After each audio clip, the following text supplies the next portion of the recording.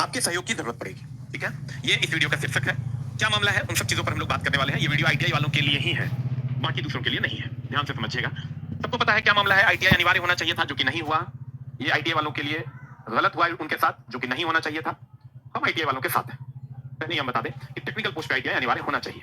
अब दोस्त मेरे चलते हैं कि आपके सहयोग की क्या जरूरत पड़ेगी और अभी चल क्या रहा है। अभी चल क्या रहा है वो मैं आपको बता दूं कि एआईटीओ नाम की एक संस्था है। एआईटीओ जिनसे हम भी जुड़े हुए हैं, ऑल इंडिया टेक्निकल ऑर्गेनाइजेशन, जिनके सेक्रेटरी जो है जनरल सेक्रेटरी गौरव जयराम जी है। एआईटीओ ऑल इंडिया टेक्निकल ऑर्गेनाइजेशन इस केस में पिटिशनर है।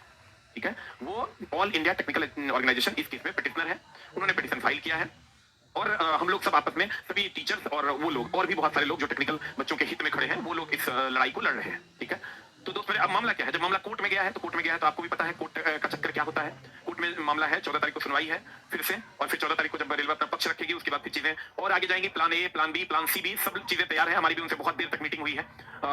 जो एआईटीओ के जो हेड है उनसे भी बहुत देर तक बातें हुई है। तो चीजें जो निकल कर आई हैं कि बहुत सारे हेल्प की जरूरत है। कुछ हेल्प वो लोग करेंगे, कुछ हेल्प हम लोग करेंगे, कुछ हेल्प आप लोगों को करना है। तब जाके इस लड़ाई को आप सही मुकाम तक पहुंचा सकते हो और तब आप अपनी चीजों को सामने ला सकते हो और आपके हित में चीजें आएंगी। आप कहिएगा सर क्या कैसे होगा, हम लोगों के हित में चीजें कैसे आएंगी। तो मैं बता दूं दोस्त मेरे कि सबसे पहला तो ये जो केस फाइल हुआ है वहां पर और उससे रिलेटेड संस्थानों पर हम लोगों को तक अपनी बातों को पहुंचाना होगा। उसके लिए चाहे वो ईमेल का माध्यम हो, चाहे वो अन्य कोई माध्यम हो, उसके माध्यम से हम समय समय पर आपको अपडेट देंगे। उसके हिसाब से आप चीजों को आगे ले जाइएगा और तब जाके हम चीजें सामने रख पाएंगे चीजों को, और हमें हमारा हक मिलेगा। जो आईटीआई वाले बच्चे हैं उनको उनका हक मिल जाएगा। आप कहेगा सर कैसे करना होगा, तो वो वक्त आने पर मैं आपको बता दूंगा। अभी फिलहाल का जो मामला है, आज भी मेरी एआईटीओ के जो सेक्रेटरी हैं उनसे जो हेड है टॉप 5 लोग, उनमें से एक लोगों से बात हुई है। तो बहुत देर तक जब हमारी चर्चा हुई तो उन लोगों ने कहा कि सर सब लोग आपस में एक होकर के अगर इस चीज को रखते हैं तो ज्यादा बेहतर होगा। और मैं बता दूं दोस्त मेरे कि जो टीचर आपके सामने नहीं है वो भी साथ है, और जो टीचर आपके साथ है वो तो साथ है ही, और सब लोग आपस में साथ है। कोई कहते हैं दोस्त मेरे फूट डालो राज करो वाली बात नहीं होनी चाहिए। मैं आपसे ये यहाँ कहने नहीं आया हूँ कि मैं आपकी लड़ाई लड़ रहा हूँ।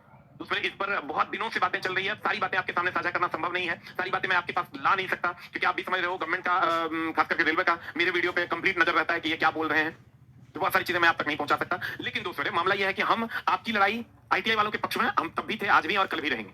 हम पहले इसलिए नहीं थे क्योंकि रेलवे ने क्लियर नहीं किया था। जिस दिन से रेलवे ने नोटिफिकेशन डाला उस दिन से मैं आपके पक्ष में हूं, और मैं अभी भी खुलेआम कहता हूं कि मैं आईटीआई वालों के इस पक्ष में हूं कि उनके टेक्निकल जो पोस्ट है उस पर आईटीआई अनिवार्य होना चाहिए, क्योंकि आईटीआई वालों से ऐसा प्रॉमिस किया गया था और इसी पर आईटीआई वालों ने आईटीआई किया। तो आज भी जो जयराम जी हैं वो अभी दिल्ली गए हुए हैं, और वो चीजों को प्रमुखता से वकील साहब लोग हैं, हम लोगों ने कहा है कि एक वकील साहब लोग के साथ जो हमारा जो सजेशन है, अन्य लोगों का जो सजेशन है, हम लोग सब मिलकर एक पर्टिकुलर ऐसे बात पर आए जहां से केस को और मजबूती मिले और आगे ले जाया जा सके। और इसमें सब लोगों को एक होना पड़ेगा। हम कहेंगे कि हम कर रहे हैं, वो साथ नहीं दे रहा है, वो कहेगा वो कर रहा है, हम साथ नहीं दे रहे हैं, वो कहेगा वो तुम्हारा दुश्मन है, वो कहेगा वो तुम्हारा दुश्मन है, जो रियल दुश्मन है वो मजा मार लेगा।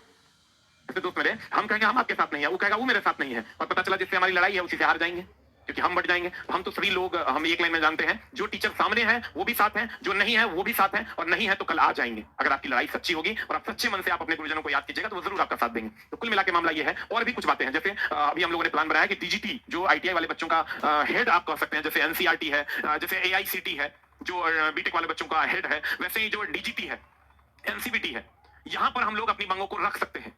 कैसे? ईमेल के थ्रू, ताकि वो संस्था भी सरकार से बात कर सके। ऐसा ना हो कि आने वाले समय में आईटीआई वाले बच्चों को बहुत दिक्कत हो जाए। तो वो सारा प्लान हम लोग बना रहे हैं कि इसमें आपकी भी राय लेंगे कि अगर डीजीटी को हम मैक्सिमम मेल करेंगे तो क्या आप उसमें हमारा साथ दे रहे हैं? अगर हम एनसीबीटी को मैक्सिमम मेल करते हैं तो क्या आप उसमें हमारा साथ दे रहे हैं?